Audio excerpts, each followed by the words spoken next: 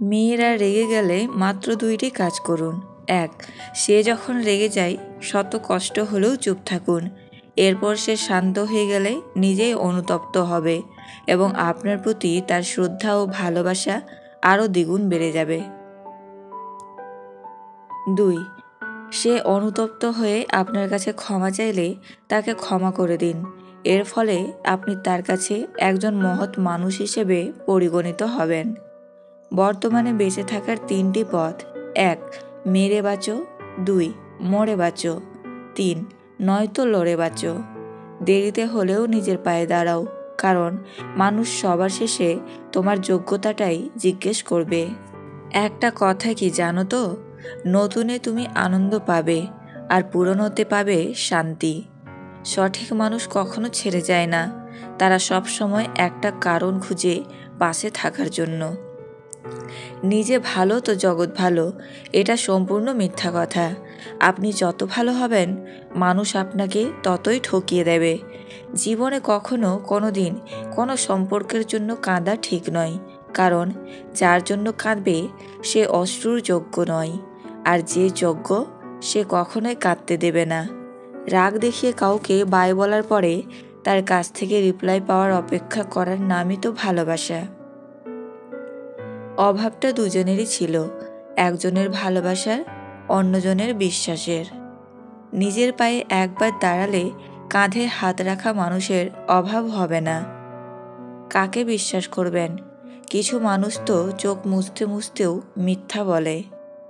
আমি ঘৃণা করি তাদেরকে যারা নিজের ভালোর জন্য অন্যের মুখের হাসিটাকে কেড়ে নিতে দ্বিতীয়বারও চিন্তা করে না।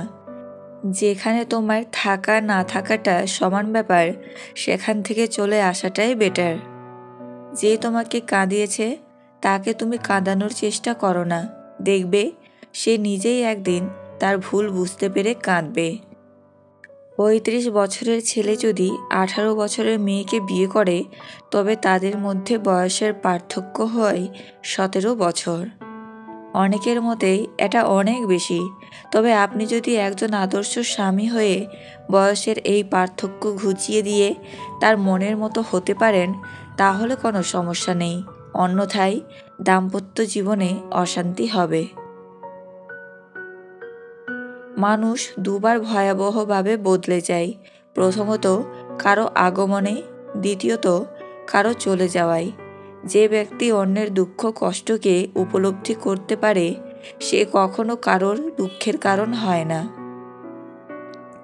ছেলেরা বংশের প্রদীপ হলে মেয়েরা ওই প্রদীপের সলতে, আর সলতে ছাড়া প্রদীপ কখনোই জ্বলতে পারে না।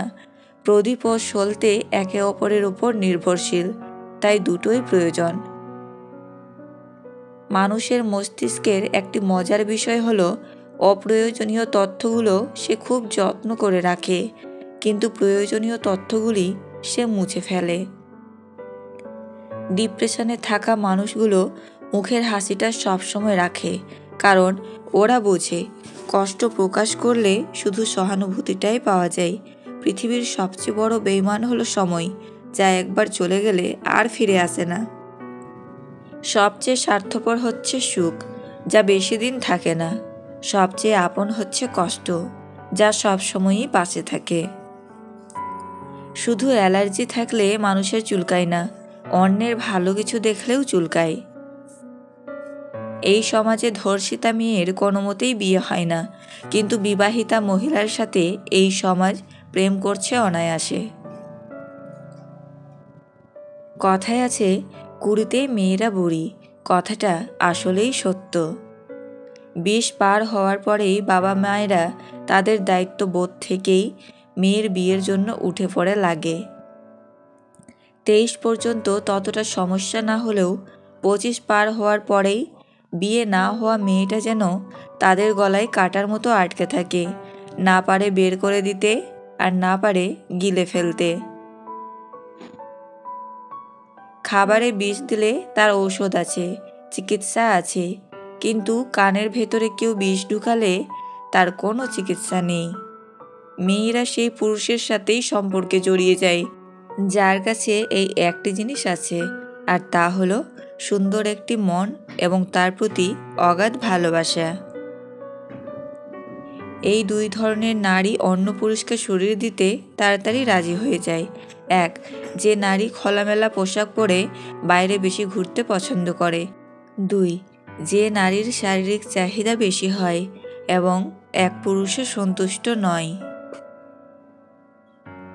যখন তুমি প্রেমে পড়বে তখন আর তোমাকে ঘুমাতে ইচ্ছা করবে না, কারণ তখন তোমার বাস্তব জীবন স্বপ্নের থেকেও আনন্দময় হবে। ছেলে বা মেয়ে দুজনের কাছেই জীবনের সবচেয়ে বড় জুয়া হলো বিবাহ। নিজেকে সস্তা বানিয়ে কখনো ভালোবাসা পাওয়া যায় না। যা পাওয়া যায় তা হলো অবহেলা, উপেক্ষা আর অপমান। টাকা দিয়ে সব পাওয়া গেলেও মায়ের মতো মায়া আর বাবার মতো ছায়া কখনোই পাবে না। 3 ধরনের মানুষ আপনাকে সত্য কথা বলবে। 1. বাচ্চা, 2. মাতাল এবং 3. রেগে থাকা মানুষ। এই পৃথিবীতে সবচেয়ে স্ট্রং তো সেই যে রাতে কাঁদে কিন্তু সকালে এমন আচরণ করে যেন কিছুই হয়নি। পৃথিবীতে বাঘের কামড়ে যত লোক মারা যায় তার চেয়ে বেশি লোক মারা যায় মশার কামড়ে। ছোট ভুলও অনেক ক্ষতি করতে পারে। টাকা জমিয়ে শখের জিনিস কেনার মর্ম কী হয় সেটা একমাত্র মধ্যবিত্ত পরিবারের ছেলে মেয়েরাই বোঝে।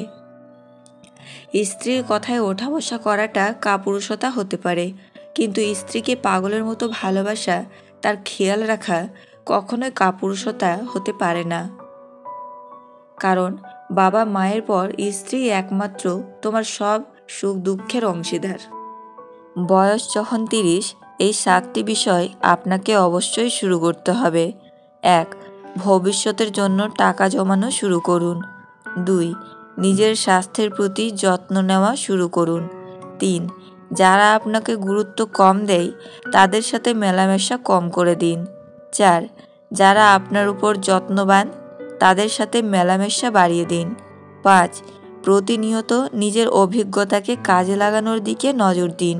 6. বর্তমান অবস্থা থেকে নিজেকে উন্নত করার দিকে নজর দিন। 7. সবচেয়ে গুরুত্বপূর্ণ বিষয় হলো সবসময় নিজের প্রতি এবং কাছের মানুষের প্রতি সদয় থাকবেন। খারাপ মেয়ের সাথে সম্পর্ক করলে 3টি উপকার হবেই। 1. মানুষকে অনেক কাছ থেকে চিনতে পারবেন। 2. একবার ঠকলে দ্বিতীয়বার আর কাউকে ঠকাতে পারবে না। 3. মানুষ চেনার অভিজ্ঞতা দ্বিগুণ হবে।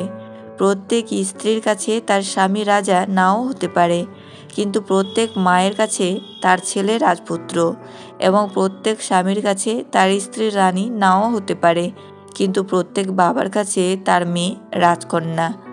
নিজের স্ত্রীর সাথে কখনো তুই করে বা কোনো খারাপ ভাষায় কথা বলবেন না, কারণ সে তার সকল আপনজনকে ছেড়ে আপনার কাছে আসে আপন হয়ে থাকতে। তোমার হৃদয় ঠিক করবে তুমি কীরকম মানুষকে জীবনে চাইবে, আর তোমার ব্যবহার ঠিক করবে কে তোমার সঙ্গে সারা জীবন থাকবে।